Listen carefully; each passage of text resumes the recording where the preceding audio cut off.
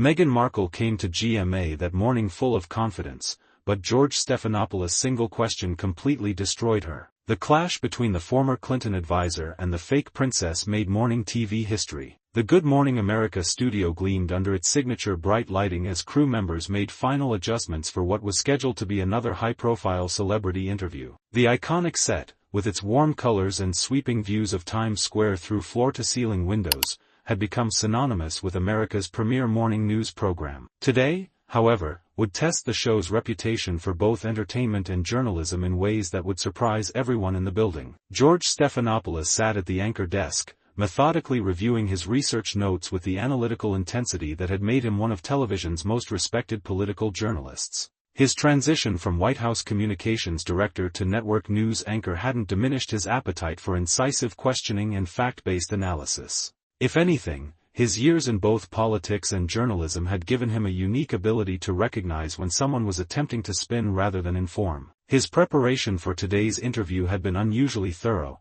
reflecting the same attention to detail that had once made him invaluable in the Clinton White House. Research folders lay organized across his desk, timeline analyses, contradictory statement comparisons, and detailed fact-checks spanning several years of public appearances. This wasn't going to be another promotional softball interview. This was going to be journalism applied to someone who had grown comfortable with sympathetic treatment from entertainment media. Robin Roberts occupied her usual position beside George, her warm personality providing the perfect complement to his more analytical approach. But even Robin could sense that today's interview might venture beyond the usual promotional boundaries. The booking had generated unusual interest from the network's news division, with senior producers emphasizing the importance of serious questioning rather than celebrity deference. Michael Strahan completed the hosting trio, his easy charm and former NFL background typically serving to put celebrity guests at ease.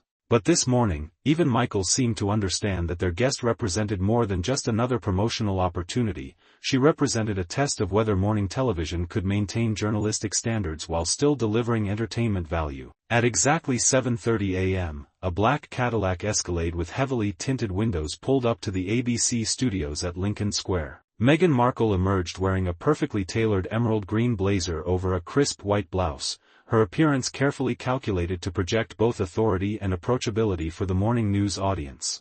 Her smile was confident as she waved to the crowd of tourists and fans who had gathered in Times Square, though those familiar with stress indicators might have noticed a slight tightness around her eyes that suggested she wasn't entirely comfortable with appearing on hard news television. Her entourage was more substantial than typical for morning show appearances: a senior publicist, a crisis communications specialist, a legal advisor, and 2 personal assistants. The presence of crisis management and legal counsel for what was ostensibly a friendly promotional interview suggested either excessive caution or awareness that challenging questions might arise from journalists of GMA's caliber. The green room provided temporary sanctuary from the intense atmosphere of live morning television production. Meghan sat in a leather armchair, sipping coffee from an ABC News-branded mug while her team conducted final strategy sessions. They had spent considerable time preparing for this appearance, knowing that GMA represented a different level of scrutiny than pure entertainment programming, even if it maintained a lighter tone than evening news. 15 minutes to air, a production assistant announced,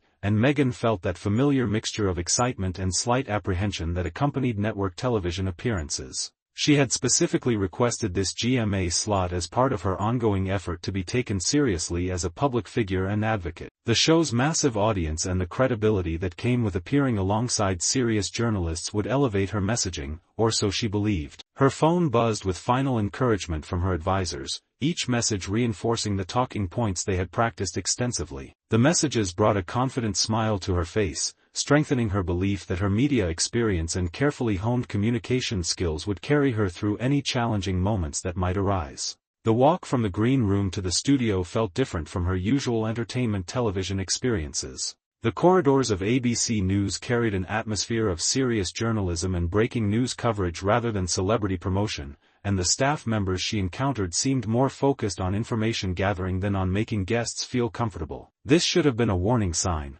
but Meghan's confidence in her own narrative management abilities blinded her to the reality of what she was walking into. George Stephanopoulos stood to greet her as she approached the interview area, his handshake firm and his smile professional but carrying the slight edge of journalistic curiosity that should have immediately activated her defensive systems. "Meghan, thank you for joining us this morning. I'm looking forward to a substantive conversation." "Thank you for having me, George," she replied, her voice carrying that carefully modulated tone she had perfected, confident but not arrogant, warm but appropriately serious for the news environment. "I'm excited to discuss some important issues and share updates about my work." The pre-interview interaction was notably more businesslike than Meghan's usual television experiences. Instead of the extended small talk and ego-stroking compliments she had grown accustomed to, George moved efficiently through the necessary logistics while maintaining the professional focus that characterized serious journalism. This difference in approach should have alerted her to the level of scrutiny she was about to face. 2 minutes to live, the floor director announced, and everyone took their positions around the iconic anchor desk. Meghan settled into the guest chair with practiced confidence, adjusting her blazer and crossing her legs in a way that projected both authority and accessibility. The Times Square backdrop behind them served as a constant reminder that they were broadcasting to one of television's largest and most diverse audiences. The red recording lights blinked on, and suddenly they were broadcasting live to millions of homes across America. "Good morning, America, and welcome to GMA," Robin began with her characteristic warmth and authority. "I'm Robin Roberts, here with George Stephanopoulos and Michael Strahan, and we're joined this morning by Meghan Markle, the Duchess of Sussex, to discuss her ongoing advocacy work and recent public statements."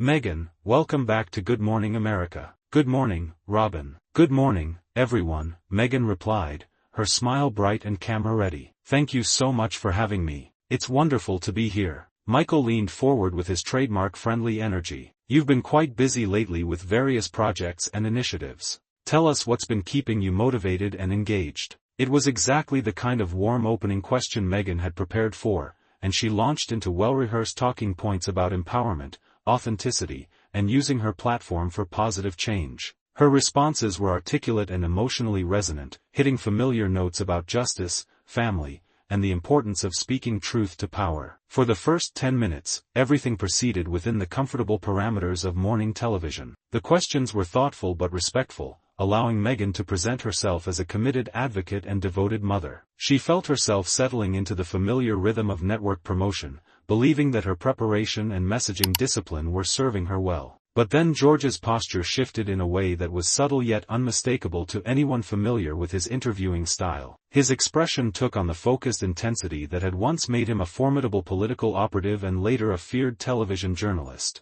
"Meghan," he said, setting aside his prepared questions and looking directly at her with the analytical gaze that had intimidated politicians and world leaders, "you've spoken frequently about the importance of truth and accountability. But I want to ask you about some specific instances where your own public statements appear to contradict documented evidence." The shift in tone was immediate and unmistakable. The comfortable promotional interview had suddenly transformed into something approaching a news interrogation. Meghan's internal warning systems activated immediately, though she maintained her composed exterior. "I'm not sure what you're referring to, George," she said, her smile becoming slightly more forced. "I've always strived to be truthful and authentic in my public communications." George's response revealed the depth of his preparation and the seriousness of his journalistic intent. "Let's examine some specifics. In various interviews and public statements, you've made claims about your experiences that have since been contradicted by multiple sources and documented evidence. How do you explain these discrepancies?" The question landed with the precision of a political attack ad, and Meghan's carefully maintained composure began to show hairline cracks. "I think you might be taking things out of context, George. Personal experiences are complex and can't always be reduced to simple fact checks." "But we're not talking about personal experiences or interpretations," George replied with the relentless logic that had made him legendary in both politics and journalism. "We're talking about specific, verifiable claims about events, timelines, and institutional policies. These aren't matters of perspective, they're matters of public record." Robin attempted to provide some cover for their guest, sensing that the interview was moving into territory that could become uncomfortable for everyone involved. "George, perhaps we should." "No, it's fine," Meghan interrupted, though her voice suggested it was anything but fine. "I'm happy to address these questions." But her body language told a different story. Her hands had begun to fidget with her jewelry, and her breathing had become more shallow. George leaned forward slightly, his eyes taking on the focused intensity that had made him one of journalism's most effective interrogators. For example, your claims about the circumstances of your son's title and the conversation surrounding it. The historical record and established protocols contradict several key elements of your account. How do you reconcile that? The studio atmosphere grew tense as viewers realized they were witnessing something unprecedented. Hard news journalism being applied to a celebrity who had grown accustomed to entertainment-level scrutiny. Meghan's breathing became more labored as she struggled to respond without contradicting her previous statements. Those are very complex institutional matters that involve private family conversations, she said, her voice carrying a defensive edge that hadn't been there at the beginning of the interview. George's follow-up was devastating in its simplicity. But you've already made those private conversations public by discussing them in global interviews. Once you put information into the public sphere, it becomes subject to verification and analysis. That's how democratic discourse works. Something inside Meghan began to crack under the sustained pressure of professional journalism applied to her carefully constructed narratives. Her voice rose just enough to be noticeable as she responded, "You're trying to discredit me by focusing on technical details instead of addressing the broader issues I've raised." "I'm not trying to discredit anyone," George replied with the steady authority that had made him a trusted figure in American journalism. "I'm trying to understand why there are such significant discrepancies between your public statements and verifiable facts. That's what journalists do." Michael Strahan, sensing the escalating tension, attempted to redirect the conversation. "Maybe we should talk about your current projects, Anne." "No," George said firmly, his political instincts fully engaged now. "This is important. When public figures make statements that influence public discourse and potentially affect other people's reputations, those statements deserve scrutiny." Meghan's composure was unraveling more visibly now. Her face had flushed red, and her hands were gripping the armrests of her chair with obvious tension. "You're treating me like a criminal instead of someone trying to share her truth and help others." George's response struck at the heart of the credibility crisis that had been building throughout the interview. "I'm treating you like a public figure who has made public statements that deserve the same level of scrutiny we'd apply to any politician or advocate. Truth isn't something that needs a possessive pronoun." The phrase, "truth isn't something that needs a possessive pronoun," hit Meghan like a precision missile. Her breathing became audibly labored, and tears began to form in her eyes as she struggled to formulate a response that wouldn't further undermine her position. "That's incredibly unfair," she said, her voice beginning to crack. "You're questioning my integrity and my lived experiences." "I'm questioning your facts," George corrected with clinical precision. "And there's an important distinction between lived experiences and factual claims about institutional policies, legal procedures, and documented events." Meghan shot to her feet so suddenly that her chair rolled backward, her professional composure completely abandoned. "This is outrageous. I came here expecting a respectful interview, and you're treating me like I'm under investigation."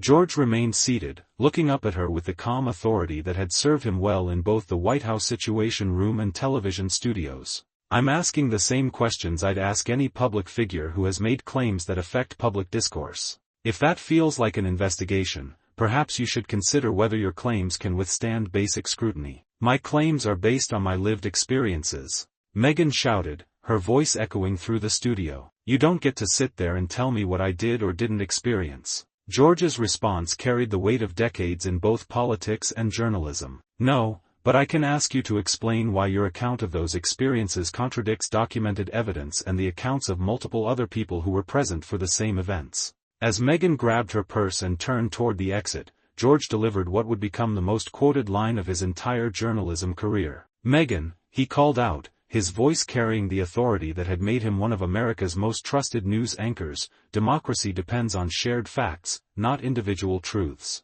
When public figures substitute personal narratives for verifiable information, they undermine the very foundation of public discourse." The word struck Meghan like a philosophical slap across the face. She stopped dead in her tracks, her entire body trembling with barely contained fury. "How dare you lecture me about democracy?" she screamed, tears now streaming down her face. "You sit there in your ivory tower of journalism and judge people who've actually lived through trauma and discrimination." George's final response was delivered with the calm precision of someone who had spent years dealing with political crisis and media storms.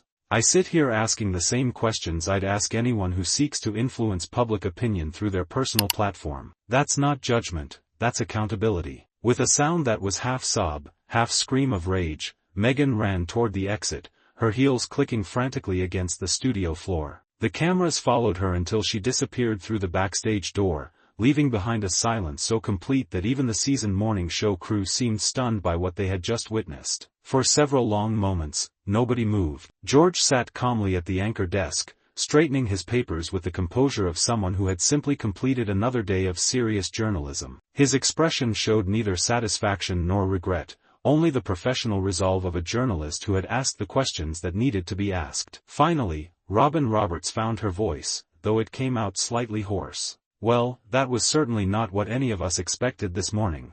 George turned to face the camera with the authority that had made him a trusted figure in American journalism for decades. "When we come back, we'll be discussing the importance of fact-based reporting and why accountability in public discourse matters for everyone, regardless of their platform or status." As the show cut to commercial, the production team scrambled to process what had just occurred. Social media was already exploding with clips and analysis, and news organizations around the world were beginning to cover the story as both entertainment and media ethics news. Meanwhile, somewhere in the ABC building, Meghan Markle was probably locked in a bathroom, trying to compose herself enough to face the inevitable media circus waiting outside. Her crisis management team was likely coordinating an emergency exit strategy while fielding calls from news organizations seeking comment on the dramatic confrontation. But the journalistic damage was irreversible. In less than 15 minutes, one of television's most respected news anchors had systematically exposed the gap between carefully crafted personal narratives and verifiable public facts.